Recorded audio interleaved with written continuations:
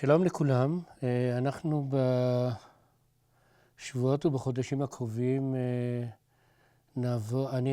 אני אתאר בכמה עשרות הרצאות את תולדות מדינת ישראל, או את ראשיתה של מדינת ישראל, מאז נוסדה, מ-14 במאי 1948, ועד פחות או יותר מלחמת יום הכיפורים. כדי להסביר את התפתחותה של מדינת ישראל בראשית דרכה, צריך להבין כיצד התפתח היישוב היהודי מאז החלו להגיע הציונים לארץ ישראל ועד הכרזת המדינה. ואכן הציונים הראשונים, הקבוצות הראשונות של חברי התנועה הלאומית היהודית, הציונות, התנועה הציונית, הגיעו לארץ ב-1881. למה הם הגיעו לארץ? צריך להיות ברור, בארץ ישראל היו משהו סביב 23 או 25 אלף יהודים בארבעת ערי הקודש. לא, היישוב היהודי היה דל, עלוב. היה פה יישוב ערבי פלסטיני גדול ביותר, שמנה יחסית כמובן, שמנה 750 אלף ערבים. ונשאלת השאלה, מה הם עשו כאן בארץ? בשביל מה הם הגיעו לארץ? הרי זו ארץ לא מיושבת במקומות שונים, ארץ קשה, ארץ בעייתית. אז מה הם עשו פה בארץ? כדי להסביר מדוע הציונים מתחילים להגיע ב-1881, צריך ללכת אחורה עוד יותר, בערך 60, 70, 80 שנה אחורה, כדי להסביר מה קרה בקרב יהודי אירופה, בעיקר בקרב יהודי מזרח אירופה, רוב מניינו של היישוב היהודי בעולם. דמוגרפית, בראשית המאה ה-19 היו ברחבי העולם בערך 2 מיליון יהודים. בסוף המאה ה-19 היו כבר 10 מיליון יהודים. תחום דרמטית, אני גם אסביר אותה למה היא כל כך דרמטית. ננסה להבין את זאת, אבל פחות או יותר אנחנו מצפים, או לפחות ההיסטוריונים ציפו או מצפים, שתקום בראשית המאה ה-19 תנועה לאומית יהודית, כפי שקמו תנועות לאומיות אחרות. התנועה הלאומית הצרפתית קמה בסוף המאה ה-18, התנועה הלאומית הגרמנית התפתחה במהלך השליש האחרון של המאה ה-19, והתפתחו הרבה מאוד תנועות לאומיות. התנועה הלאומית היוונית, התנועה הלאומית הקרואטית, התנועה הלאומית האוקראינית, באופן טבעי הייתה גם צריכה להתפתח התנועה הלאומית היהודית. אז השאלה היא באמת, למה היא לא התפתחה? כי אותה תנועה לאומית יהודית היא זאת ששמה בסופו של דבר את הבסיס לתנועה הלאומית שקמה במזרח אירופה ואחר כך במערב אירופה, שהביאה בסופו של דבר לאותה התיישבות יהודית ב-1881. והנה התברר שבשליש האחרון של המאה ה-19, וגם לא בשליש השני של המאה ה-19, לא התפתחו תנועות לאומיות יהודיות. למה? הרי בסופו של דבר, אם נבין מהו העם היהודי, מי הם היהודים, נראה שיש להם סממנים לאומיים מובהקים ביותר. יש שפה משותפת, העברית. יש גם שפה משותפת שהיא לא עברית, זה היידיש. יהודים ממזרח אירופה ויהודים ממרכז אירופה ואפילו יהודים ממערב אירופה, הם יכולים לדבר בינם לבין עצמם, למרות שזה גר ברוסיה וזה גר בגרמניה וזה גר בצרפת.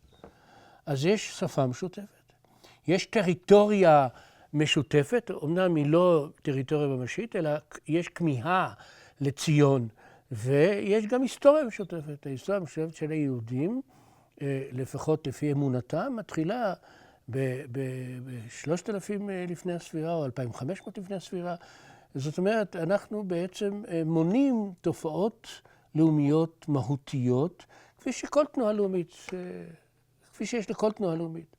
ובכל זאת, ולמרות זאת, לא קמה תנועה לאומית יהודית רק בשליש האחרון של המאה ה-19, או כפי שאמרתי קודם, בשנת 1881. מדוע? אני אמנה 3 סיבות עיקריות מדוע לא קמה תנועה לאומית יהודית בראשית המאה ה-19, כפי שקמו במקביל תנועות אחרות. הסיבה, הייתי אומר, אחת הסיבות החשובות זה היהודים התנגדו לכינון. היהודים, בעיקר היהודים האורתודוקסים, התנגדו לכינון תנועה לאומית יהודית. שהרי מה אומרת תנועה לאומית יהודית? תנועה לאומית יהודית אומרת, בואו נקים על טריטוריה מסוימת, בארץ ישראל, מדינה. זאת אומרת, נחזור לתקופת הבית הראשון והבית השני. זה המהות. והתברר שהאורתודוקסיה היהודית התנגדה התנגדות עיקשת כנגד כינון כל תנועה לאומית יהודית שתחתור להקמת טריטוריה באותו מודל של הבית השני והבית הראשון, כי הם טענו שמבחינתם זו עלייה לחומות, יש איסור מפורש. המשיח עוד לא הגיע, ורק כאשר המשיח הגיע ניתן יהיה לבנות את הבית השלישי. זאת אומרת, יש כאן בפירוש מצווה אסורה בתורה. וההתנגדות הזאת הייתה התנגדות חד משמעית, התנגדות קשה ביותר. התוצאה הייתה שלא קמה תנועה לאומית יהודית בתקופה ההיא. היהודים היו מוכנים לשבת בכל מקום, האורתודוקסיה היהודית, אנשי הדת היהודית, הרבנים היהודים התנגדו מכל וכל להקים תנועה לאומית שתביא ליישוב יהודי, להקמת יישוב יהודי בארץ ישראל. יש עוד שתי סיבות שאני מניתי, מדוע לא קמה תנועה לאומית יהודית. סיבה אחת קשורה למאבקם של היהודים לשוויון זכויות. היהודים נאבקו, התחילו להתאבק, נאבקו לשוויון זכויות. והרי אם הם רוצים להיאבק למען שוויון זכויות, הם רוצים להיות גרמנים, הם רוצים להיות צרפתים, הם רוצים להיות אמריקאים, אז לא יכול להיות שהם גם ירצו לשוויון זכויות וגם ירצו להקים תנועה שתחתור לכינון מדינה לאומית בארץ ישראל. לא יכול להיות. זו סתירה פנימית. וסיבה אחרת שהיא קרובה לאותה סיבה שאמרתי קודם, רק היא נבעה מתוך היהודים עצמם, זה אותה תנועה שקמה בגרמניה, תנועת ההשכלה, שקמה בגרמניה בסוף עוד בסוף המאה ה-18. התנועה הזאת חתרה לכך שהיהודים ייתנו להם להיות ככל עם הנמצא בביתו. ייתנו להם להיות גרמנים בגרמניה ובריטים בבריטניה וצרפתים בצרפת, ובכל מקום שהם נמצאים, שייתנו להם להיות כמו בני המקום, שלא יבדילו אותם מבני המקום. זו הייתה תנועת האמנציפציה של היהודים, והתנועה הזאת חתרה לשוויון זכויות, כפי שאמרתי קודם. זאת אומרת, החתירה להיות כמו כולם, גרמנים, יהודים בביתם וגרמנים מחוץ לביתם, צרפתים מחוץ לביתם ויהודים בביתם, וכך הלאה וכך הלאה. זאת אומרת, אם מניתי 3 תופעות, הרי אותן תופעות, זאת אומרת,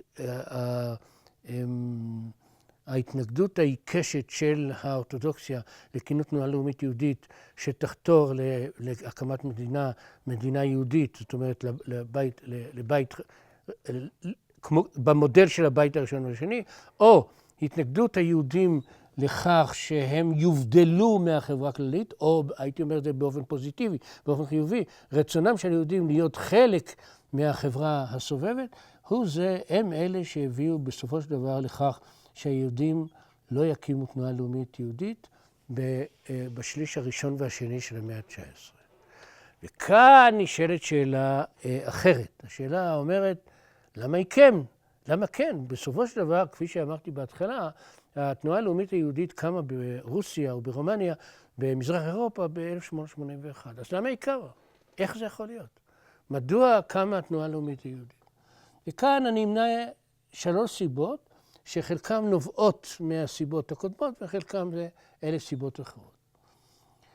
סיבה אחת היא כישלון האמנציפציה. אכן, המאבק של היהודים למען האמנציפציה הצליח ברוב מדינות מערב אירופה, ואפילו במרכז אירופה.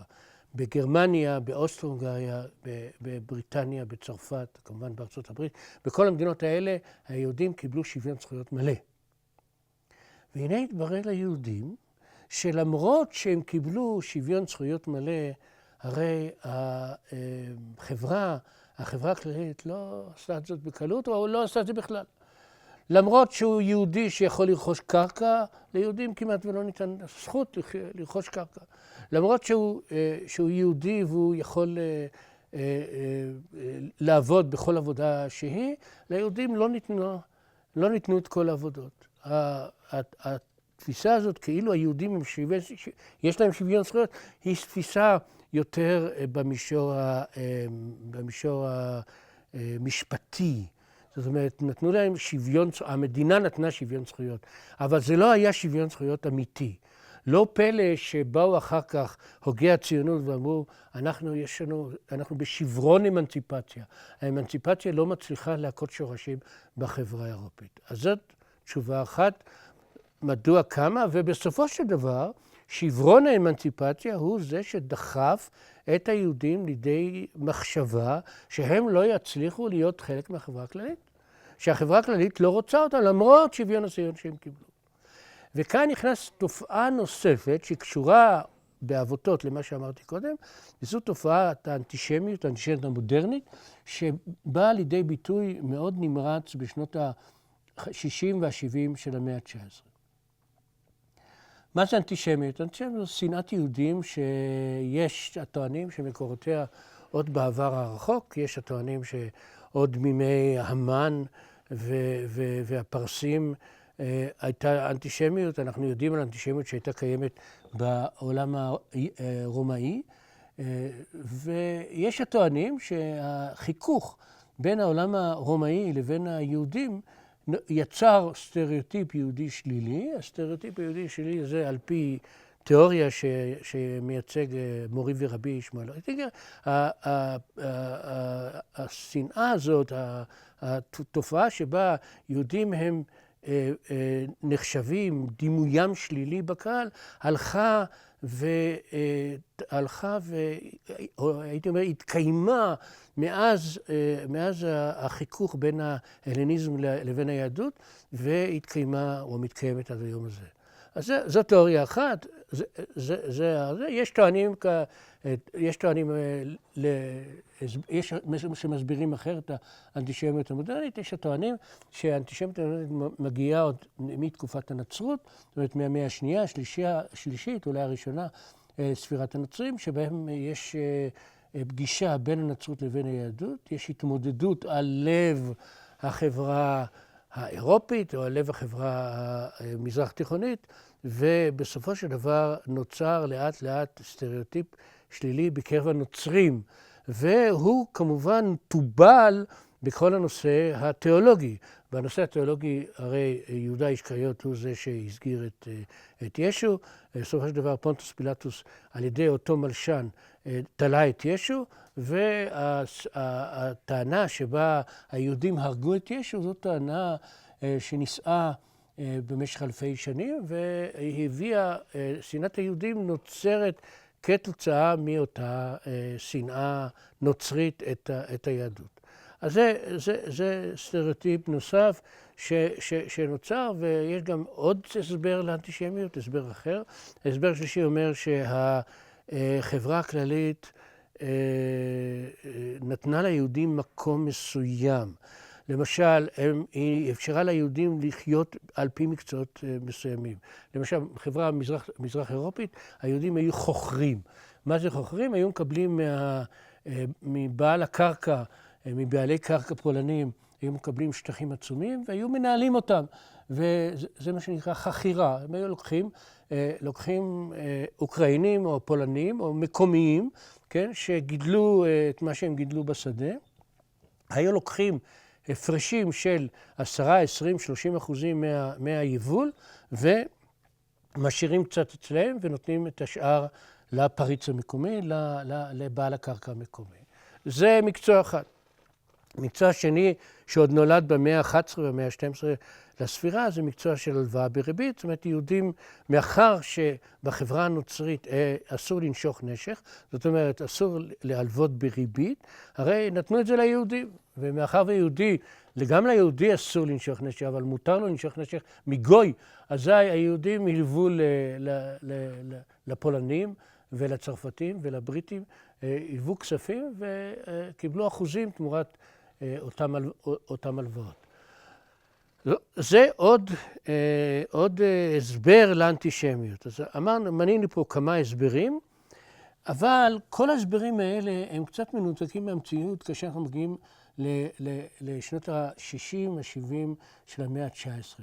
בשנות ה-60 וה-70 של המאה ה-19 העולם משתנה, החברה משתנה, הכלכלות משתנות. וכאן למעשה היהודים הם כביכול, כל מה שהיה בעבר לא קיים. זאת אומרת, השנאה על רקע נוצרי כבר פחות או יותר לא קיימת. נכון שיש עוד נוצרים, אבל הנצרות ככוח פוליטי, ככוח מדיני, ככוח חברתי, ההשפעה שלה יורדת. אז כביכול היה צריך להיות מצב שבו היהודים הם פחות ירדפו אותם, פחות תהיה אנטישמיות, ולא היא. מה קרה?